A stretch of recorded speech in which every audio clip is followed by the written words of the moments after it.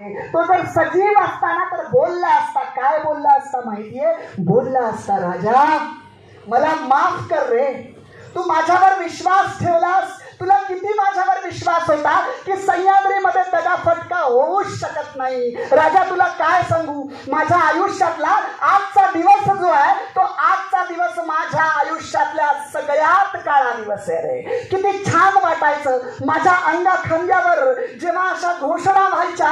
कोणत्या घोषणा? क्षत्रिय कुलावतंस राजाधिराज प्रौढ प्रताप पुरंदर सिंहासनाधीश्वर राजा शिवछत्रपती की जय, राजा शंभू छत्रपती की जय, अशा घोषणा व्हायच्या. तेव्हा मी पुलकित व्हायचो, मी रोमांचित व्हायचो. माझ्या आतमध्ये काय व्हायचं ते मला सांगता येणार नाही. पण माझं काय दुर्दैव आहे, आज माझ्याच पायथ्याशी शिवपुत्र संभाजीला पकडलं जात आहे आणि मी काहीच करू शकत नाही. राजा मला माफ कर, तुझा विश्वास मी सार्थ करू दाखवू शकलो नाही. पण राजा माझी काहीच चुकी नाही रे. अरे मी आजही तसाच हात पसरून होतो. आजही माझं घनदाट जंगल तसंच आहे. हे रान आणि घनदाट असलेलं हे सगळं जंगल औरंगजेबाच्या फौजेचा घास घ्यायला तयारच होतं. कारण औरंगजेबाला काय इथल्या वाटा माहीत. आपल्यातलेच कोणी गद्दार झाले रे की ज्यांनी या वाटा दाखवल्या आणि आपल्याच माणसांनी घात केला, म्हणून हा दिवस उजाडलाय. राजा मला माफ कर. मुकर्रब त्याच वेगानं शंभूराजांना कराडला घेऊन आला. औरंगजेबाचे आदेश होते की मुकर्रबच्या फौजेला येऊन मिळतं व्हा. जसजसे मुकर्रबची फौज पुढे जाते तसतसा सेनेचा सागर उभा राहतोय आणि मग मराठ्यांना लढणं हे अवघड आहे. सह्याद्रीच्या कडेकपारीतून जात असताना माणसांना माहीतही नव्हतं की आपल्या राजाला इथं धरून चालवलंय. ते जर सह्याद्रीच्या कडेकपारीत कुणाला कळलं असताना तर काय कुणाची बिशाद होती की आमचा राजा आमच्या काळजापासून हेरावला जातोय. काही क्षणच असे आयुष्यातले असतात की जिथे आम्हाला काहीच प्रयत्न करता येत नाही आणि एकदा कराडच्या पठारावर आल्यावर प्रयत्नांना आम्ही काहीच करू शकत नाही. कारण औरंगजेबाचा लाखाचा सेना सागर जमा झालेला आहे. औरंगजेब तेव्हा अकलूज आणि त्या परिसरात होता. त्याला खबर पोहोचले शंभूराजाला पकडलंय. त्याला विश्वास वाटत नाही की ज्या शंभूराजानं 9 वर्ष आपल्याला भांबावून सोडलं ते त्या शंभूराजाला मुकर्रबनं पकडलंय. त्याचा विश्वास नाही. बघा, छापा 3-4 फेब्रुवारीला पडलाय. मधला प्रवास करून बहादूरगड आहे श्रीगोंद्याच्या जवळ, तिथे साधारण 14 फेब्रुवारीला आणलाय. त्या दिवशी धिंड काढलेली आहे आणि 15 फेब्रुवारीचा दिवस आहे. फार छान प्रसंग आहे बघा.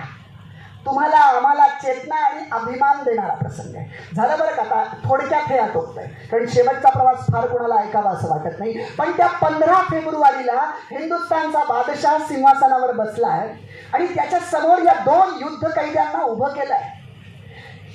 औरंगजेबाला खात्री नाहीये की शंभूराजा असेल, कदाचित कोणी तोतया असेल. पण शंभूराजाला औरंगजेब कसं ओळखतो माहितीये? औरंगजेब सिंहासनावर तिथे त्याच्या गादीवर बसलाय. समोर हे युद्ध कैदी आहेत. आदिलशाह आणि कुतुबशहाला पकडलं ना तेव्हा ते दोघंही औरंगजेबाच्या समोर रुमाल गुंडाळून हाताला गडबडा लोळले जीव वाचवण्यासाठी. आणि आमचे शंभूराजे असे ताठ खडे आहेत त्या मृत्यूच्या त्या यमाच्या समोर. औरंगजेब एकदाच फक्त बघतोय शंभूराजांना. किती वर्षापूर्वी पाहिलं होतं? 23 वर्षापूर्वी पाहिलं होतं. 1666 साली औरंगजेबाच्या दरबारात. तेव्हा शंभूराजे 9 वर्षाचे होते. आता 32 वर्षाचे आहेत. मधली 23 वर्ष गेलेली आहेत. चेहरा तर बदललेला असेल, शरीर यष्टी बदललेली असेल. औरंगजेबाला ओळखायला एकच साधन आहे, तो तेवढा हुशार आहे. औरंगजेबानं फक्त शंभूराजाच्या नजरेला नजर दिली आहे आणि त्या नजरेतलं तेज त्याला बरोबर 23 वर्ष मागं घेऊन गेलाय. आणि त्या नजरेकडे बघून त्याला जाणवलंय की होय, तेच डोळ्यात बोलणारे राजाचा पुत्र आहे, राजपुत्र आहे. बरोबरीच्या माणसांबरोबर युद्ध खेळतो, पुन्हा आयऱ्या गैऱ्या बरोबर नाही. तेच डोळे आहेत. त्याला कळलंय शंभूराजा ताब्यात आला. त्याला असं वाटतंय आता मराठ्यांचं राज्य कोलमडलं, मराठी राज्य मी जिंकलं. तो त्याच्या सिंहासनावरून खाली आलाय आणि गुडघे टेकून त्याच्या देवाची प्रार्थना करतोय. आणि हा प्रसंग बघा कसा आहे. युद्ध कैदी कोण आहे? शंभूराजे आणि कवी कलश. म्हणजे माफी कोणी मागितली पाहिजे? त्यांनी. पण माफी कोण मागताय? जणू त्या अवस्थेला कोण बसलाय? हिंदुस्थानचा बादशाह गुडघे टेकून बसलाय आणि शंभूराजे ताट खडे आहेत. शंभूराजे आणि कवी कलश ताट खडे आहेत. शंभूराजे कवी कलशांकडे बघून म्हणतात, हे दृश्य बघून, म्हणजे तो औरंगजेब खाली गुडघे टेकून बसलाय, हे दृश्य बघून कवीजी तुम्हाला काही कळण सुचतंय का? कवीजी त्याच ठिकाणी उत्स्फूर्तपणे कविता करतात. मला काव्याचा दर्जा पण काय असतो, नाही तर तुम्ही आम्ही कविता काय करतो, त्यांनी आमच्याकडे नेहमीच पाहायचं ना, आम्ही त्यांच्याकडं कधीच पाहिलं नाही, पण त्यांनी आमच्याकडे एकदाच पाहिलं, परत आम्ही त्यांच्याकडे कधी पाहिलंच नाही, अशा आमच्या कविता असतात. मृत्यू समोर असताना सुद्धा कवी कलश कविता करतात. काय कविता? यावन रावण की सभा में शंभू बंदो बजरंग, लव लसत सिंदूर सम खूब खेलो रणरंग, जो रवि छवि लखत ही खड़ो तो होत बदरंग, तू टपतेज निहार के तखत तेजो रंग. याचा मराठी अर्थ काय माहितीये? याचा मराठी अर्थ असा आहे, रावणाच्या सभेमध्ये हनुमानाला जसं बांधून उभं केलं होतं, तसं हे राजन या रावणाच्या सभेमध्ये तुला उभं केलेलं आहे. आणि हनुमानाच्या अंगावरचा शेंदूर जसा त्याला शोभून दिसत होता, तसं हे राजन युद्धात रणात तलवार चालवल्यामुळे तुझ्या अंगावर ज्या जखमा झाल्या आणि त्या जखमांमधनं जे लाल रक्त बाहेर येतंय ते त्या शेंदुराप्रमाणे तुला शोभून दिसतंय. आणि सूर्याच्या तेजासमोर काजराचं तेज फिकं पडावं या पद्धतीनं तुझ्या सूर्य तेजासमोर औरंगजेब फिका पडलाय आणि तो त्याचं सिंहासन सोडून खाली आलाय. इखलास खान शंभूराजांना म्हणतोय की ताट खडे राहिला, आमच्या हिंदुस्थानच्या बादशाहाला ताजीम द्या. शंभूराजे तसेच ताट खडे आहेत. हिंदुस्थानच्या बादशाहाला कळते की हे पाणी कोणतं आहे.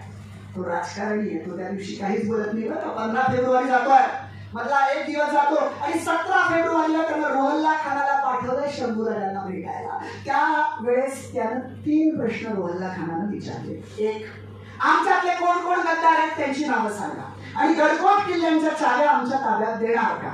आणि तिसरा प्रश्न त्याच्यावर साशंकता आहे, धर्म बदलणार का? काही संशोधकांचं म्हणणं आहे की कदाचित विचारला पण असेल, पण त्याच्या पुढचं जे उत्तर आहे ना ते मात्र साफ होत आहे. आपल्याला जे सांगितलं जातं की विचारला धर्म बदलणार का, आणि मग शंभूराजे म्हणाले तुझी बेटी मला देणार का. या तुझी बेटी मला देणार का याच्यात मात्र काहीच तथ्य नाही, कारण तेव्हा औरंगजेबाची बेटी शंभूराजांपेक्षा वयानं कितीतरी मोठी. पण या विचारलेल्या 3 प्रश्नांना शंभूराजे अशा काही तीव्र पद्धतीनं उत्तर देतात ना की परत येताना रोहल्ला खानाला हे शब्द जर जसेच्या तसे आपण औरंगजेबाला सांगितले तर औरंगजेबाची आदब बिघडली म्हणून आपल्याला शिक्षा होईल की काय. व डोकं चालून या शब्दाची तीव्रता, निरोप तर तोच, पण शब्दाची तीव्रता कमी कशी करावी या विचारात रोहल्ला खान शब्दाची तीव्रता कमी करून औरंगजेबाकडे निरोप सांगितला जातो. औरंगजेब चाणाक्ष आपल्या इब्रतीचं शंभूराजानं काय केलं असावं त्याचा अंदाज त्याला त्या शब्दांतून येतो. तो त्याच ठिकाणी आदेश देतो, संभाच्या डोळ्यात सळई फिरवून त्याला नवी दृष्टी द्या. पहिला प्रयोग त्याचा मित्र कवी जो आहे त्याच्यावर करा. पहिला प्रयोग कवी मित्रावर का, तर पुढच्याचं असलेलं ते दुःख आणि तो छळ पाहून आपल्या अंगावर काटा उभा राहायला पाहिजे. कवी कलशांचे डोळे उखडले जातात, जीभ तोडली जाते आणि नंतर 17 फेब्रुवारीला शंभूराजांचे डोळे उखडले जातात, जीभ तोडली जाते. पण एवढं सहन करतानाही वेदनेचा एकही हुंकार नाही.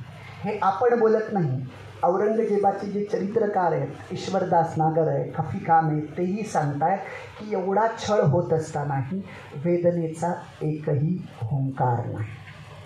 मला सांगा, मदिरा आणि मदिराक्षीच्या नादी लागणाऱ्या माणसाच्या अंगी असं आत्मबळ येऊ शकतं इतकं सहन करण्याच्या नाही येऊ शकत. हे फक्त कधी येतं, मातीवरचं प्रेम जेवढं कडवं असेल, राष्ट्रनिष्ठा जितकी जाज्वल्य असेल, तेव्हाच हे प्रेम उभं राहू शकतं आणि तेव्हाच हा छळ आपण सहन करू शकतो. मंडळी, आता 3 मार्च उजाडलाय बरं का. 17 फेब्रुवारीपासून तर युद्ध कैद्यांचा अनन्वित अत्याचाराला सुरुवात केलेली आहे. म्हणजे मी माझ्या शब्दांनी सांगू शकत नाही अशा सगळ्या प्रकारचे अत्याचार केलेत. 3 मार्चला औरंगजेबाची छावणी बहादूरगडावरून उठून भीमा, कोरेगाव आणि बडू बुद्रुकच्या परिसरात आली. कारण त्यावेळेस सैन्य इतकं असायचं की 8-10 किलोमीटर ती छावणीच पडायची. आणि आता दिवस उजाडलाय. 11 मार्चचा दिवस आहे, फाल्गुनी अमावस्येचा दिवस आहे. दुपारीच कवी कलशांना मारण्यात आलेला आहे, त्यांच्या शरीराचे तुकडे तुकडे करण्यात आलेले आहेत. भीमेच्या काठी एक लाकडी स्तंभ उभा केलेला आहे आणि शंभूराजांना त्या स्तंभावर अडकवलेला आहे. आणि आता भीमेच्या काठी सूर्यास्त झालेला आहे. काळोख भीमेच्या काठावर अवतरायला लागला आहे. रातकिड्यांचा आवाज सुरू झाला आहे. शंभूराजांना लाकडी स्तंभावर अडकवलंय. 4 जल्लादी हाती कुऱ्हाड घेऊन फक्त औरंगजेबाच्या आदेशाची वाट बघतायत. पण आज आदेश अजून येत नाही. का येत नाही तर त्या औरंगजेबाच्या दालनात तो स्वतःच अस्वस्थ आहे. का अस्वस्थ आहे तो विचार करतोय. अरे शंभूराजाचा आपण इतके दिवस छळ केला, अनन्वित केला, पण तरी सुद्धा आपल्या हाती काय आलं? ना गद्दारांची नावं कळली, ना गडकोट किल्ल्यांच्या चाव्या आल्या. बरं सगळ्यात जास्त त्याला काय कळतंय की संभाजी राजा झुकला नाही. म्हणजे संभाजी राजाला मारलं तर मारून सुद्धा तो जिंकणार आहे, कारण त्यांनी त्याचा अभिमान गहाण टाकला नाही आणि त्याला मारून सुद्धा आपला पराजय होणार आहे. आज त्याला मारण्याच्या अगोदर एकच संधी आहे की आज त्याला जिवंत असताना जर आपण झुकवलं तर खरा आपला जय आहे. त्यामुळे तो दैत्य आज स्वतः यायला निघाला आहे. रात्र चढलेली आहे. रातकिड्यांचा आवाज येतोय आणि हा औरंगजेब भीमेच्या काठी हा दैत्य हाती जपमाळ घेऊन झप झप झप झप पावले टाकत आलाय. आणि भीमामाईनं याला पाहिलंय तेव्हा ती मनात आग्रहून म्हणते की मी जर निसर्गाच्या नियमात नसते तर औरंग्या तुला आत्ता जलसमाधी दिली असती. औरंगजेब जिथे शंभूराजांना स्तंभाला अडकवलंय तिथे आलाय आणि विचारतोय की सांग संभा, गद्दार कोण कोण आहेत त्यांची नावं सांग. तुझ्या गडकोट किल्ल्यांच्या चाव्या दे, तुला मी माफ करतो. सांग. शंभूराजांना जीभ नाहीये, शंभूराजांना डोळे नाहीयेत, पण जी देहबोली असते ती देहबोली पुढच्याशी बोलत असते. शंभूराजे जणू आतून औरंगजेबाला सांगत असतात, जा रे, गरिमाचा काय गुमान लागून गेला, तुला नाही सांगत.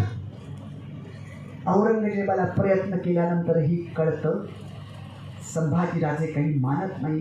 तो अस्वस्थ आहे आणि अस्वस्थ औरंगजेब बोलतोय, अरे संभा, तुम्ही कुठल्या मातीची माणसं बनली आहेत रे? तुझा इतका छळ केला तरी तू इकडे झुकत नाही आणि तिकडे तुझी रायगडावर बेगम आहे, माझ्या जुल्फिकार खानानं वेढा टाकलाय, तिचं कुंकू धोक्यात आहे तरी ती झुकत नाही. तुम्ही मराठी माणसं कोणत्या रक्ताची बनली आहेत रे? तेव्हा शंभूराजे जणू त्याला आतून सांगतात, अरे औरंग्या, तुला इथलं रक्त काय करणार? तू तुझ्या पित्याचा खून पाडलाय, सख्या भावांचे खून पाडले, सख्या 37 नातलगांचं रक्त सांडून आणि त्यांना मारून तू सिंहासनावर बसलाय. ही तुझ्या सिंहासनाचा इतिहास आहे. आणि आमच्या सिंहासनाचा इतिहास काय? येसाजी, नेताजी, तानाजी, बाजी, रामजी, शिवा नावी असेल, शिवा काशीद असेल, ही माणसं स्वतःहून या सिंहासनासाठी त्यांनी गाडून घेतलं. तुला खोटा वाटत असेल तर तुझ्या मुकर्रब खानाला विचार. संगमेश्वरामध्ये आमचे मलोजी बाबा कसे लढलेत आणि मलोजी बाबांनी या सिंहासनासाठी कसं स्वतःचं समर्पण केलंय. हाच तुझ्याकडे आमच्या फरक आहे. जा रे औरंग्या, तुझी कबर इथं खावी लागेल पण ही माती तुला जिंकता येणार नाही. झालं, औरंगजेबाला कळलंय आता काही अर्थ नाही. त्यांनी जल्लादींना आज्ञा दिलेली आहे, जल्दी करो. दुपारीच या जल्लादींना दारू पाजण्यात आलेली आहे की आई त्या वेळेस त्यांनी कुठे माघार घ्यायला नको. 2 जल्लादी समोरून आले. वाघनख शंभूराजांच्या छातीच्या असलेल्या या पिंजऱ्यामध्ये खोलीत, 2 वाघनख पाठीच्या कण्याच्या पिंजऱ्यामध्ये खोलीत आणि झाडाची साल सोडावी त्या पद्धतीने शंभूराजांचं शरीर सोडलेलं आहे. पण एवढं होत असताना सुद्धा शंभूराजांच्या ओठी वेदनेचा एकही ओंकार नाही. हो का नाहीये? त्याचं कारण काय बघा. मदिराक्षीच्या नादी लागणाऱ्या माणसाकडे इतकं आत्मबळ असू शकत नाही. ज्या वेळेस शंभूराजांचं शरीर सोडलं जात असेल त्यावेळेस शंभूराजांना काय आठवत असेल? नखशिकांत, नायिका भेद, बुधभूषणम, आणि 7 शतक सारखा आध्यात्मिक ग्रंथ लिहिणाऱ्या शंभूराजांना त्यावेळेस कदाचित श्रीकृष्णाचे बोलही आठवत असतील. नैनम छिद्यन्ति शस्त्राणि नैनम दहति पावका. आज्ञाला शस्त्र तोडू शकत नाही, अग्नी जाळू शकत नाही, वायू शुष्क करू शकत नाही. औरंग्या तू माझ्या शरीराचे तुकडे तुकडे करशील, पण ही मराठी मातीचे तुकडे तुला करता येणार नाहीत रे. याच मातीच्या निष्ठेची भावना त्या शेवटच्या क्षणापर्यंत शंभूराजांच्या मनी असेल. त्यांच्या शरीराचे तुकडे तुकडे केले जातात, मस्तक धडापासून वेगळं केलं जातं. मस्तक भीमेच्या काठी एका बाजूला पडलाय आणि मोगलांचे सैनिक भाल्याच्या फाळावर त्या मस्तकाला रोवतात आणि त्यांचा जुलूस चाललाय. आणि हे दृश्य पाहताना भीमेच्या काठी भीमामाई आणि इंद्रायणी एकमेकाला जणू बिलगून मुसुमुसू रडतात, कारण त्यांच्या शिवपुत्राची काय अवस्था त्यांच्या काठी चालू आहे. ज्या अफजल खानाचं मस्तक बाजूला केलं, त्या अफजल खानाच्या मस्तकाला राजगडच्या कोनाड्यामध्ये आमच्या शिवाजी राजांनी आदराची जागा दिली. त्याचा देह जिथे पडला तिथे कबर उभी केली आणि दिवाबत्तीची सोय केली. ही नैतिकता आमच्या राजांनी पाळली. पण त्याच राजाच्या पुत्राची अवस्था काय चालली आहे हे भीमेला पाहताना राहवत नाहीये. पण बघा काय चमत्कार होतो की त्या मस्तकातनं रक्ताचा एक थेंब भीमेच्या काठावर भीमेच्या पात्रामध्ये पडतो. तो थेंब साधा सुद्धा नसतो, तो थेंब शिवपुत्र संभाजीच्या शरीरातला असतो. तो थेंब हुतात्म्याचा असतो आणि हुतात्म्याच्या रक्ताच्या एका थेंबामध्ये सुद्धा इतकी ताकद असते. तो थेंब इतका तेजस्वी असतो की भीमेच्या पाण्याला आता तेजाचं रूप आलंय. आता हे पाणी जेव्हा चिमण्यांच्या ओठी लागेल तेव्हा त्या चिमण्यांना देखील गरुडांचे पंख फुटतील. हे पाणी साध्या सुद्धा काटेरी झुडपांना जेव्हा मिळेल तेव्हा त्या झुडपांच्या अंगी त्रिशूलाची ताकद येईल. आणि हे पाणी जेव्हा साधी साधी माणसं पितील तेव्हा त्यांच्याही अंगी 100 हत्तींचं बळ येईल. मंडळी औरंगजेबानं आमच्या शंभूराजांचे डोळे उघडले, पण तो मराठ्यांचं स्वप्न पाहण्याची दृष्टी कमी करू शकला नाही. या औरंग्यानं शंभूराजांचे बाहू तोडले, पण त्यानं मराठ्यांचं बाहुबल कमी झालं नाही. या औरंग्यानं शंभूराजांचे पाय तोडले, पण त्याला मराठ्यांची आगेकूच कमी करता आली नाही. त्यानं शंभूराजांचं मस्तक तोडलं, पण हिंदवी स्वराज्याचा मुकुट तो भेदू शकला नाही. मंडळी, ही जी बलिदानाची गाथा भीमेच्या काठानं अनुभवली होती, ती भीमामाईनं तिच्या पाण्याभोवती महाराष्ट्राच्या मातीमध्ये, गावागावांमध्ये, जिल्ह्यामध्ये, प्रांतामध्ये ती जिथून जिथून वाहत आहे तिथे तिथे या शिवपुत्र संभाजीच्या बलिदानाची शौर्याची गाथा तिनं सांगायला सुरुवात केली. ज्याच्या मातीला हे पाणी मिळत आहे त्या मातीतनं आता शौर्याचे धुमारे फुटायला लागले. काही काळ इथला प्रदेश शांत होता. औरंगालाही वाटलं होतं यांच्या राजाला इतक्या क्रूर पद्धतीनं मारलं की आता एकही तलवार मराठी मातीतून उमटणार नाही. पण भीमेच्या काठानं ही गाथा मराठी मुलखात पसरवली आणि इथला मुलूक आता इतका पेटून उठला की राजा नाही, राज्य नाही, राजधानी नाही, मराठे लढायला लागले. साधी साधी जनता हाती तलवार घेऊन औरंगजेबावर तुटून पडली. आणि अखेर 20 फेब्रुवारी 1707 ला औरंगजेबाची कबर याच मातीत याच शहरात खणावी लागली. पण त्याला मराठ्यांचं राज्य जिंकता आलं नाही. याची दोनच कारण, एक म्हणजे आमच्या शिवाजी राजांची प्रेरणा आणि दुसरं म्हणजे आमच्या शंभू राजाचं हौतात्म्य. देश धर्म पर मिटने वाला शेर शिवा का छावा था, महापराक्रमी परम प्रतापी एक ही शंभू राजा था. तेजपुंज तेजस्वी आंखें निकल गई पर झुका नहीं, दृष्टि गई पर राष्ट्रोन्नति का दिव्य स्वप्न तो मिटा नहीं. और मृत्यूनंतर प्रत्येकाच्या शरीराची मातीच होते. तुमच्या आमच्या शरीराची मातीच होणार आहे. मृत्यूनंतर तुमच्या आमच्या शरीराची मातीच होणार आहे. मातीत मरणारे अनेक असतात, पण मातीसाठी मरणारे कमी असतात.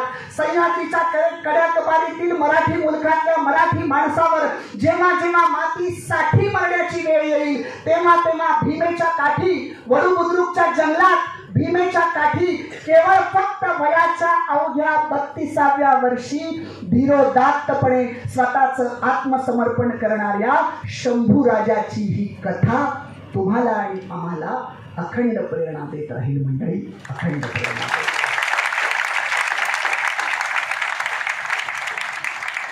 देवगिरीच्या